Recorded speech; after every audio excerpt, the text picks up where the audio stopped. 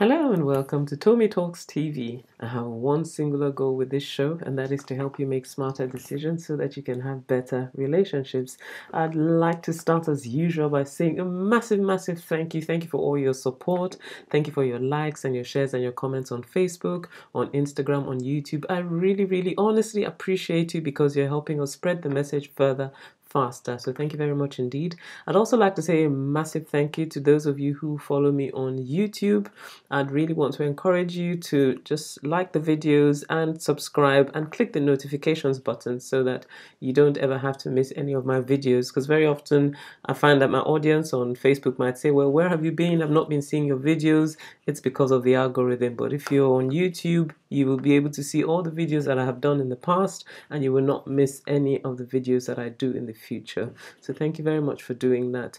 Now, today what I wanted to do was I want to share with you on what to do when you're no longer in love with your spouse. Now, this video is not intended to address marriages where maybe there's been a major issue such as infidelity, or maybe there's been abuse, or that sort of thing, because I've dealt with those sorts of things in other posts and other videos. But really what I want to focus on is, maybe you feel in your marriage as if, things are slipping, they're no longer quite the way that they used to be. You feel like you're no longer in love with your spouse again, and you're wondering how to change things. Or maybe it is that your spouse has been complaining and basically saying, well, things are not the way that they used to be before. I'd really like things to change. So that's really what I want to address in this video. And the inspiration for this video actually came from a conversation that I had with, a husband some years back. So he'd been married for a few years, and, I was having a telephone conversation with him about his marriage. And it was like, he was struggling to articulate what he had in his mind. And at one point he just breathed, with a deep sigh and said, well, you see, the truth of the matter is this: I am no longer in love with my wife. Now, this was probably after, I don't know, maybe 3 years of marriage or so, and that just made me start to think about the kinds of perspective that we have about what it means to be in love with somebody, when you're married to that person. And I think there is actually a genuine problem in the way we perceive the whole idea of love, or what it means to be in love with someone. And I think the genesis of the problem is not far-fetched, to be honest. We've been sold a lie.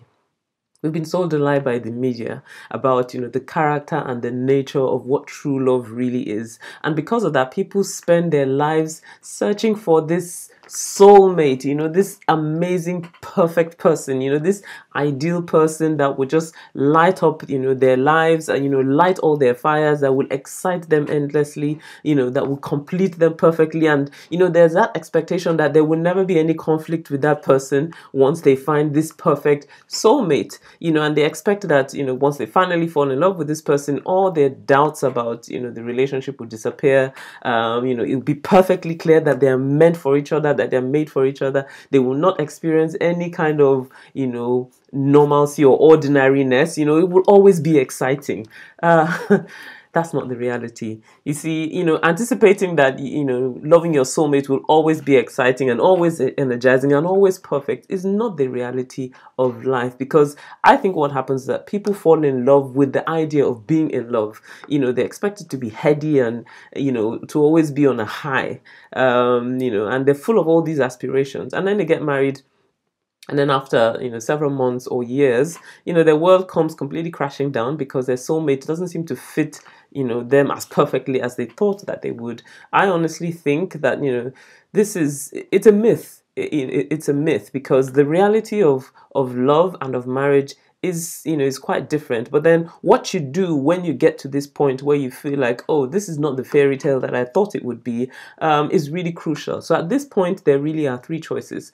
Some people come to the mistaken conclusion that they've made a mistake marrying their spouse, and they become so convinced that the only way to happiness is to leave their spouse and to go searching for love again. That is a huge mistake, a huge mistake. And then I find other people who just feel, well, okay, well, it is what it is. They just resign themselves to the reality of just having a loveless marriage, so to speak, and they just feel, well, I'm just going to hang in here because of the social status, or for my children, or maybe for financial reasons. And I also feel that that is not ideal as well. But there is a third way, and that is God's way. And that's what I really want to focus my attention on in the next two sessions that I'm going to be doing. So this session and the next session. So I'm going to break this into two parts.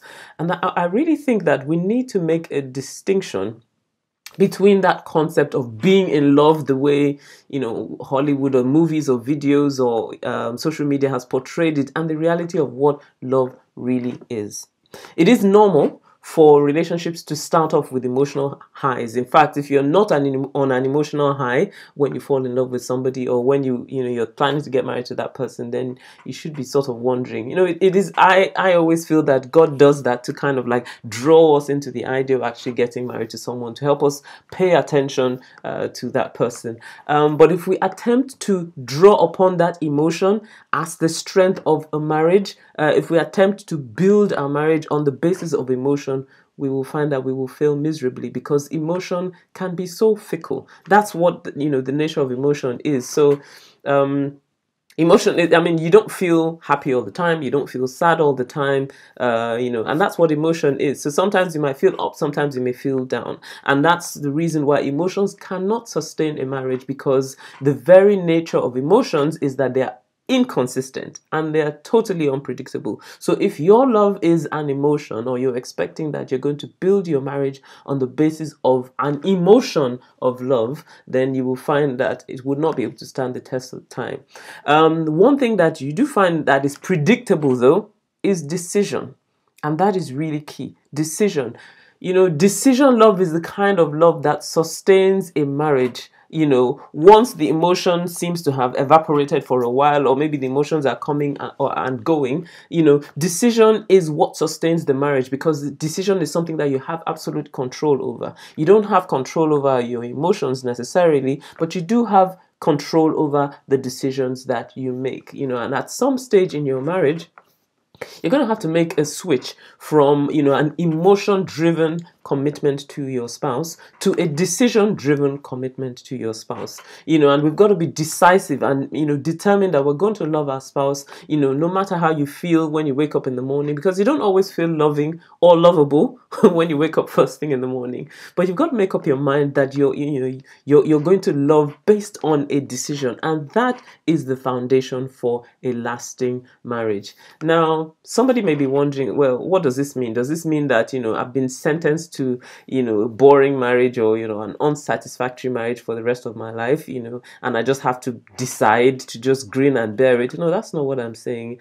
Actually, there's a scripture that I read many years ago, which has sort of stuck with me as a blueprint for rekindling, the love in your marriage. And it's a scripture that actually talks about our relationship with God, but I feel it's so applicable to our relationships with our spouse as well, and I'd like to share it with us. So it's in Revelation chapter 2, and it's verses 4 and 5a, and I'm going to read it for us. So it says, "You have left the love you had in the beginning. So remember where you were before you fell. Change your hearts and do what you did at first." Now, this was God, and it was, speaking to one of the churches that were addressed in the book of Revelation. But I feel this is so applicable to marriage as well. So he says here, "You have left the love that you had in the beginning." I see 4 key principles for rekindling love in this scripture, and I'm just going to share them with you. I'll share 2 this week, and then I'll share the other 2 next week. So the first thing is this: think about, how have you changed? How have you changed in your marriage? Because that scripture starts with that phrase, "you have left." So just let that sink in for a minute.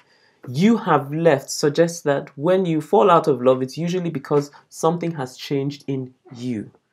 The tendency is to want to blame, our changed feelings on our spouse. But usually what is really happening is that you have changed the way that you view your spouse. So the first step towards rekindling love is to take responsibility for our feelings, and not blame our feelings on our spouse. So if you're thinking things like, well, I would love her more if she starts meeting my needs, or, the reason why I no longer love my husband again is because, he hurt me, that indicates that we have entered into a blame cycle. And once we enter into a blame cycle, nothing good can come out of that. So, a lot of times what happens is that, when we enter the blame cycle, we place an expectation on our spouse, and then they fail to meet those expectations, and then we blame them for it, and then because of that we refuse to meet their needs, and then it just becomes a cycle. So, expectation is not met, and then there's blame, and then, we refuse to meet their needs, and then it just goes on and on and on, and it becomes a vicious cycle, and that just squeezes the love out of a marriage. If you find yourself in a position where you're thinking, my marriage will change when my spouse changes, that is a very disempowering thought, because that means, that you're in a position where you can do nothing because you have no control over your spouse's behavior. If you have ever tried to control your spouse's behavior, you would have found that it really doesn't work. You have control over your behavior, but not over your spouse's behavior. So the thing is this, when we start to think instead, my marriage would change because I am becoming more loving, I'm becoming more caring, I'm becoming more responsive, I'm focusing on what I can do in the marriage, and then I'm leaving the rest to God, and just praying about my spouse and my marriage and all that. All of a sudden you find that you're back in control, and that changes the atmosphere of your home, because as long as you keep pushing and fussing and trying to force your spouse to do things, it never really works. I mean, there's no reason why you can't open your heart and share your needs with your spouse. As a matter of fact, you should do that, communicate your needs. But then on the other hand, you can't try to make your spouse do certain things, but rather think to yourself, how have I changed? How has my perspective of my spouse changed? And what do I need to do to return myself back to the kind of perspective that I had of my spouse when I first fell in love with them in the first place? So that's the first thing that you need to think about. How have you changed? The second thing is this. Remember where you were. That's what that scripture says. It says, you have left the love you had in the beginning. So remember where you were before you fell. Remember where you were before you fell. You see, so I think that, this is really the next step towards rekindling, lost love. Remember how your relationship started in the first place, why you fell in love with your spouse in the first place. For some people, it may be 5 years ago, or maybe you're like me and you've been married for 25, 26 years, or, maybe you've been married for even longer than that. So your memories are a lot further back than for someone that's just been married for a couple of years. But the point is this. Very often, the cares of life will rob us of all those beautiful memories of, what our love used to be like, and the kind of relationship that we've had, the good times we've had together. And we forget the strengths that attracted us to our spouse in the first place, because, maybe the current situation or maybe the things that they're not doing kind of blind us to the reality of the strengths that they carry. But one thing I always say to people is this. There were certain things that attracted you to your spouse in the first place when you first got married to them. And those things, those strengths are still there. It may seem as if they're buried under, all sorts of things, maybe behavior that you don't quite like, or them not giving you the attention that you desire. But you've got to remember that the strengths that attracted you, that drew you to that person in the first place, are still there. Maybe you're at this particular point in time, you're fixated on certain weaknesses, but remind yourself that there are still strengths that drew you to your spouse within your spouse. Remember how convinced you were that your spouse was a gift from God, and rather than using your memory to recollect your spouse's failures, then you got to use your memory to recapture the good times, and focus on restoring your relationship to its former beauty. Your spouse is still the same person that you fell in love with, so you've got to refuse to allow any current conflict that you have to cloud your perspective. I always believe that you can recover what is lost, but we've got to learn how to use our memory as a weapon that helps us work on our marriages. So use your memory as a weapon to set you up for victory in your marriage. Don't lose the wonder of your love. Don't take your spouse for granted. Think about all the amazing things that they've done for you, and maybe they're still currently doing, and express your appreciation for your spouse. A lot of times when we're facing difficulty in life, maybe there are challenges in life, and sometimes you might feel like, oh, God has abandoned me. Why has God allowed this to happen to me? One of the most powerful weapons in that kind of situation is remembering what God has done in the past.